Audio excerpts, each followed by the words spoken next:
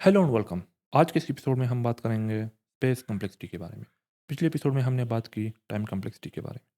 जब हम बात करते हैं कंप्यूटर प्रोग्रामिंग की, जब हम कोई एप्लीकेशन बना रहे होते हैं, ठीक है, कोई एप्लीकेशन प्रोग्राम कर रहे होते हैं, ठीक है, तो हमारे पास 2 इम्पोर्टेंट रिसोर्सेज जो है ना वो अवेलेबल होती है, ठीक है, जिसको हमने अच्छी तरह से यूटिलाइज़ एंड मैनेज करना होता है। सबसे पहले जो रिसोर्स है वो है सीपीयू टाइम, कि सीपीयू का कितना टाइम आपने लेना है। दूसरा रिसोर्स जो है ना वो है रैम, मेमोरी, कि कितना रैम जो है ना आपने यूज़ करना है, कितना मेमोरी आपने यूज़ करना है, ठीक है। तो टाइम कॉम्प्लेक्सिटी में हमने बात की सीपीयू टाइम के बारे में, ठीक है, कि हमारा सीपीयू जो है ना जब हम एक एल्गोरिथम सेलेक्ट करते हैं तो हम ये जानने की कोशिश करते हैं कि हमारा जो एल्गोरिथम है वो कितना सीपीयू का टाइम ले रहा है। अब इस एपिसोड में हम बात करेंगे स्पेस के बारे में। इस एपिसोड में हम देखेंगे कि जो एल्गोरिथम हम डिज़ाइन करते हैं या सेलेक्ट करते हैं वो कितना एक्स्ट्रा स्पेस लेता है मेमोरी का, ठीक है, कितना मेमोरी जो है ना वो या रैम जो है ना वो यूज़ करता है। तो इस चीज़ के बारे में हम बात करते हैं। अब ये चीज़ें क्यों ज़रूरी है? ये चीज़ें इसलिए ज़रूरी है, अगर आप इसको अच्छी तरह से यूटिलाइज़ ना कर पाए तो आपका जो प्रोग्राम है वो स्लो भी हो सकता है, वो क्रैश भी कर जाता है। और इस तरह से हमने देख भी लिया अपने विजुअल स्टूडियो के स्टडी में, जहाँ पर हमारा जो विजुअल स्टूडियो कोड था वो क्रैश हो रहा था, ठीक है। और फिर हमने वो बात भी जान ली कि क्यों वो क्रैश हो रहा था। सो ये चीज़ें हो सकती है और ऑफ़ कोर्स आप ऐसा नहीं चाहते कि ऐसा कुछ हो आपके एप्लीकेशन के साथ। और ये जो चीज़ें हैं, ये जो रिसोर्सेज़ है, ये और इम्पोर्टेंट हो जाती है, इनको मैनेज करना और यूटिलाइज़ करना और इम्पोर्टेंट हो जाती है, जब आप एक ऐसा एप्लीकेशन बना रहे हो जहाँ पर बहुत ज़्यादा प्रोसेसिंग इन्वॉल्व हो, ठीक है। जैसा कि कोई गेम हो गया या जो है ना कोई ऐसा सिस्टम बना रहे हो, ये एम्बेडेड सिस्टम बना रहे हो, ठीक है, जहाँ पर आपके पास रिसोर्सेज़ बहुत छोटे क्वांटिटी या लो क्वांटिटी में अवेलेबल हो, जहाँ पर आपके पास स्पेस और सीपीयू टाइम बहुत कम हो, वहाँ पर जो है ना ये चीज़ें और इम्पोर्टेंट हो जाती है। तो इसको आपको अच्छी तरह से मैनेज करना आना चाहिए, ठीक है। अगर आप इसको नहीं समझते हैं, आप टाइम कॉम्प्लेक्सिटी और स्पेस कॉम्प्लेक्सिटी को नहीं समझते, तो मेरे ख्याल में आप एक अच्छा प्रोग्रामर जो है ना वो नहीं बन सकते। तो इस एपिसोड में हम सिर्फ और सिर्फ बात करेंगे स्पेस कॉम्प्लेक्सिटी के बारे में, ठीक है, कि कितना स्पेस जो है ना वो आपका एल्गोरिथम जो है ना वो यूज़ कर रहा है, ठीक है। सबसे पहले बात करते हैं स्पेस कॉम्प्लेक्सिटी की डेफिनेशन की। What is space complexity? Space complexity measures how much extra memory an algorithm uses as input size grows, ठीक है। कि आपका जो एल्गोरिथम जो आपने डिज़ाइन किया हुआ है, ठीक है, या डिज़ाइन करना चाह रहे हैं, ठीक है, या आपने कोई एल्गोरिथम ऑलरेडी अवेलेबल है उसको आप सेलेक्ट कर रहे हैं, आप अपने किसी प्रॉब्लम के लिए, ठीक है, और आप ये जानना चाह रहे हैं कि आप उसे थोड़ा सा इनपुट दें तो आपका जो एल्गोरिथम है कितना मेमोरी लेगा, और अगर आप उस इनपुट के साइज़ को बढ़ा दें तब आपका एल्गोरिथम जो है ना कितना रैम यूज़ करेगा, कितना मेमोरी जो है ना वो यूज़ करेगा। तो ये चीज़ हम जानना चाहते हैं जब हम बात करते हैं स्पेस कॉम्प्लेक्सिटी की, ठीक है। स्पेस कॉम्प्लेक्सिटी का फार्मूला ये है, जो थ्योरेटिकल फार्मूला है या जो फॉर्मल फार्मूला है स्पेस कॉम्प्लेक्सिटी का, वो कुछ यूँ है, input size plus auxiliary space, ठीक है। इन दोनों चीज़ों को मिलाकर हमारे पास आ जाती है हमारी स्पेस कॉम्प्लेक्सिटी। इससे हम जान सकते हैं। सबसे पहले बात करते हैं इनपुट स्पेस क्या चीज़ है, और इसके बाद हम बात करेंगे ऑक्सिलरी स्पेस क्या चीज़ है। इनपुट स्पेस, जो इनपुट हमने एल्गोरिथम को दिया हुआ है, उस इनपुट ने जितना रैम यूज़ किया हुआ है, जितना मेमोरी जो है ना उसने यूज़ किया हुआ है, ठीक है, उसको हम कहते हैं इनपुट स्पेस। और बाकी रह गई ऑक्सिलरी स्पेस। सो ऑक्सिलरी स्पेस वो स्पेस है जो हमारा एल्गोरिथम ड्यूरिंग एग्जीक्यूशन यूज़ करता है, जब हमारा एल्गोरिथम रन हो रहा हो, ठीक है, और हमारा एल्गोरिथम जो वेरिएबल्स क्रिएट करता है, उसके बाद एरर्स अगर कुछ लेता है, ठीक है, या उसके बाद लूप्स वगैरह के अंदर जो वेरिएबल्स क्रिएट होते हैं, ठीक है, या कॉल स्टैक हो गया, ठीक है, ये सारी चीज़ें जो है ना ऑक्सिलरी स्पेस के अंदर आती है, ठीक है, और इसको हम ऑक्सिलरी स्पेस कहते हैं, ठीक है। सो टेम्पररी स्पेस या जो एक्स्ट्रा स्पेस हमारा एल्गोरिथम ऑक्यूपाई करता है, यूज़ करता है, इसको हम ऑक्सिलरी स्पेस कहते हैं, ठीक है। इन दोनों चीज़ों को मिला के हमारे पास जो फॉर्मल या जो थ्योरेटिकल फार्मूला आ जाता है, और इसे हम जान सकते हैं। लेकिन प्रैक्टिकल की हम बात करें, प्रैक्टिकल अगर रियल वर्ल्ड सिनेरियो की हम बात करें, तो वहाँ पर हम ज़्यादातर ऑक्सिलरी स्पेस को ही कंसिडर करते हैं और इनपुट स्पेस को हम इग्नोर करते हैं। ऐसा क्यों? क्योंकि जो इनपुट हम दे रहे हैं अपने एल्गोरिथम को, वो इनपुट ऑलरेडी उसने स्पेस लिया हुआ है, ठीक है। कहीं किसी जगह जो है ना वो हमारे प्रोग्रामिंग के अंदर किसी और जगह जो है ना वो ऑलरेडी अवेलेबल है, ठीक है। उसने ऑलरेडी स्पेस ऑक्यूपाई कर लिया है, ठीक है। स्पेस यूज़ किया हुआ है, ठीक है।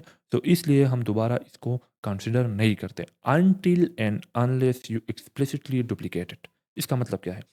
अब जावास्क्रिप्ट में कुछ यूँ है कि जब आप लेट्स से एक एरे जो है ना प्रोवाइड करते हैं किसी फंक्शन को, किसी एल्गोरिथम को, ठीक है, तो वहाँ पर हम जो एरे देते हैं वो कॉपीड होता है, वो उस फंक्शन में कॉपीड होता है एज अ रेफरेंस, ठीक है। हम जो एरे देते हैं वो एज़ अ रेफ़रेंस जो है ना दिया जाता है, प्रोवाइड किया जाता है, ठीक है? उसका एड्रेस दिया जाता है, उसका रेफ़रेंस दिया जाता है कि मेमोरी में हमारा जो एरे है वो कहाँ पर अवेलेबल है, ठीक है?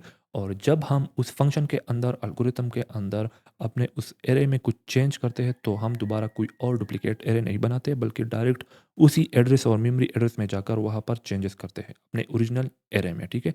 सो इससे हमारा जो इनपुट है वो डुप्लिकेट नहीं होता, ठीक है?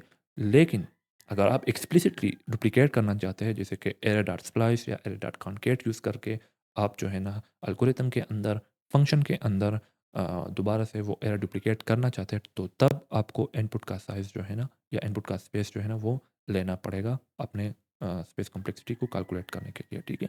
तो ये चीज़ अपने ज़हन में याद रखनी है, ठीक है? या आप जो है ना सी++ में काम कर रहे हैं, ठीक है? तो वहाँ पर आपको ये बताना पड़ता है कि आप जो एरे दे रहे हैं किसी एल्गोरिथम या फंक्शन को, वो आप as a pointer, as a reference provide कर रहे हैं या एज़ अ वैल्यू प्रोवाइड कर रहे हैं, ठीक है? अगर आप value as a value provide करेंगे, ठीक है? तो आपका जो फंक्शन है या एल्गोरिथम है वो उस वैल्यू को, उस इनपुट को डुप्लिकेट करेगा, ठीक है? सो वो एक्स्ट्रा स्पेस ही काउंट होगा, ठीक है? तो ये चीज़ आपने ज़हन में याद रखनी है, ठीक है? नाउ बात करते हैं एग्ज़ाम्पल्स की, और एग्ज़ाम्पल्स को देखते हैं तो आपको स्पेस कॉम्प्लेक्सिटी जो है ना वो अच्छी तरह से समझ आ जाएगी, ठीक है? सबसे पहले हमारे पास ये वाला एल्गोरिथम है। ये एल्गोरिथम क्या करेगा कि हमारे पास एक एरे, हम इसको एज़ एन इनपुट देंगे, ठीक है? और ये उस एरे में मैक्सिमम नंबर निकाल के हमें देगा, ठीक है? सबसे पहले एरे जब हम यहाँ पर देंगे तो ये इनपुट स्पेस है, ठीक है? ये पहले से प्री ऑक्युपाइड होगा, ठीक है? लेट्स से हम यहाँ पर लेते हैं लेट लेट एरे, सॉरी, ये हमारे पास एरे हो गया, ठीक है? और यहाँ पर हम कॉल करते हैं फाइंड मैक्स एरे, ठीक है? एरे के साथ हमने फाइंड मैक्स कॉल कर दिया, ठीक है? अब जिस तरह से मैंने आपको पहले से बता दिया कि हम इनपुट साइज़ को जो है ना वो, या इनपुट स्पेस को जो है ना वो कंसिडर नहीं करेंगे। क्यों? क्योंकि एरे जो है ना पहले से यहाँ पर इसने स्पेस ऑक्युपाई कर लिया हुआ है, रैम यूज़ कर लिया है, ठीक है? और यहाँ अंदर जाके ये दोबारा कॉपी नहीं हो रहा। अगर आप यहाँ पर इसको दोबारा कॉपी करते हैं, let's say let array is equal to copy array, या आप कह सकते हैं कि एरे डॉट स्लाइस, ठीक है? ऐसा कहते हैं तो आपका जो एरे है वो कॉपी हो जाएगा, फिर आपको इसका साइज़ भी जो है ना वो कंसीडर करना होता है, ठीक है? लेकिन हम यहाँ पर ऐसा कुछ नहीं कर रहे, ठीक है? तो आप इसको इग्नोर कर सकते हैं, ठीक है? अब बात रह गई ऑक्सिलरी स्पेस की। ऑक्सिलरी स्पेस हमारा एल्गोरिथम जो है ना वो यहाँ पर कौन-सा ले रहा है, ठीक है? सबसे पहले ये वाला वेरिएबल हमने यहाँ पर डिक्लेयर किया हुआ है, इनिशियलाइज़ किया हुआ है, ठीक है? ये तो एक ये वेरिएबल होगा, ठीक है? इसके बाद ये वाला वेरिएबल, ठीक है? सो मैक्सिमम हमारा जो एल्गोरिथम है 2 वेरिएबल्स लेता है, ठीक है? और अगर अब एरे का साइज़ चाहे जितना भी बढ़ जाए या घट जाए, सेम वही वेरिएबल्स आएँगे हमारे पास, ठीक है? सिर्फ़ उन 2 वेरिएबल्स का स्पेस हम कंसीडर करेंगे, और सिर्फ़ हमारा एल्गोरिथम ये 2 वेरिएबल्स ही लेगा। इन वेरिएबल्स के साइज़ का स्पेस लेगा, उससे ज़्यादा कुछ नहीं लेगा, ठीक है? सो यहाँ पर हम कह सकते हैं कि हमारा जो एल्गोरिथम की जो स्पेस कॉम्प्लेक्सिटी है वो है O1, यानी कांस्टेंट स्पेस कॉम्प्लेक्सिटी, ठीक है? और उसका जो टाइम कॉम्प्लेक्सिटी है इस एल्गोरिथम की वो है लीनियर टाइम कॉम्प्लेक्सिटी, ठीक है? ये आपने जान लिया। अब बात करते हैं लीनियर टाइम कॉम्प्लेक्सिटी की। एक ऐसा सॉरी एल्गोरिथम जहाँ लीनियर टाइम कॉम्प्लेक्सिटी वाला स्पेस जो है ना ऑक्युपाई कर रहा है, ठीक है? यहाँ पर हमने एक एरे दे दी, ठीक है? और अब यहाँ पर ये एल्गोरिथम क्या करता है कि इस एरे को जो है ना कॉपी करता है, ठीक है? सो हम यहाँ पर लूप चलाएँगे, ठीक है? और इस एरे के हर एक एलिमेंट को अकेले-अकेले करके उठाएँगे और इस एरे में जो है ना पुश करेंगे, ठीक है? यहाँ पर इसको जो है ना हम प्लेस करेंगे, ठीक है? सो इससे हमारा जो एरे है वो सॉरी कॉपी हो जाएगा, ठीक है? और इससे होगा क्या कि इस साइज़ का जो है ना एक और एरे जो है ना वो बन जाएगा। सो यहाँ पर जितना इसका साइज़ होगा उतने साइज़ का ये एरे जो है ना डुप्लिकेट होगा और उतना स्पेस लेगा, ठीक है? उतने साइज़ का स्पेस वो रैम से लेगा, ठीक है? सो यहाँ पर हम कह सकते हैं कि एरे का जितना साइज़ होगा उतना हमारे पास एक और एरे जो है ना डुप्लिकेट होके आ जाएगा। तो इसकी स्पेस कॉम्प्लेक्सिटी बन जाती है O(n). क्यों? क्योंकि जब एरे का साइज़ बढ़ता है या घटता है, इस तरह से हमारी कॉपी वाले एरे का साइज़ भी बढ़ता और घटता है, ठीक है? सो एक ये हो गया एरे, ठीक है? जो कि लीनियरली ग्रो करेगा, ठीक है? और एक ये हो गया कांस्टेंट वेरिएबल। और जिस तरह से मैंने आपको पहले वाले एपिसोड में बता दिया था, ठीक है? कि बिग ओ में हम कांस्टेंट को इग्नोर करेंगे, ठीक है? सो फाइनली इसका जो कॉम्प्लेक्सिटी आ जाएगी वो है O ऑफ n, ठीक है? Constant sorry linear space complexity इसकी आ जाएगी, ठीक है? अब बात करते हैं क्वाड्रेटिक टाइम कॉम्प्लेक्सिटी के। अब यहाँ पर एक एल्गोरिथम है और ये क्या करेगा कि हमारे पास स्क्वायर मैट्रिक्स बनाएगा, ठीक है। यहाँ पर हम मैट्रिक्स एरे ले रहे हैं, ठीक है, और इसके साथ साथ नेस्टेड एरे भी ले रहे हैं, ठीक है, ताकि कॉलम्स और रो हमारे पास आ जाए, ठीक है। सो जितना हमारे पास इस एन का साइज़ होगा, उतने साइज़ को अगर हम जो है ना उसको स्क्वायर करें, ठीक है, तो उतने साइज़ के स्पेस का हमारे पास जो है ना वो ये एल्गोरिथम स्पेस लेगा, ठीक है, उतना स्पेस लेगा, ठीक है। तो ये आप यहाँ पर देख सकते हैं और इसके अलावा हमारे पास एक कांस्टेंट वेरिएबल यहाँ पर आ रहा है, ठीक है, एक कांस्टेंट वेरिएबल यहाँ पर आ रहा है, ठीक है। तो कांस्टेंट को अगेन हम इग्नोर करते हैं, ठीक है, और यहाँ पर हम ये लेंगे, ठीक है। तो इसका जो स्पेस कॉम्प्लेक्सिटी है वो आ जाती है ओ ऑफ एन स्क्वायर, ठीक है, इसकी टाइम कॉम्प्लेक्सिटी आ जाती है, ठीक है। अब यहाँ पर बात करते हैं कुछ और स्ट्रक्चर्स की, ठीक है। यहाँ पर अगर हम आए फैक्टोरियल नाइफ, तो हमारे पास एक फैक्टोरियल एल्गोरिथम है, ठीक है, और एक सादा सा एल्गोरिथम है, ठीक है। यहाँ पर क्या हो रहा है कि यहाँ पर हमारे पास रिकर्जन है, ठीक है।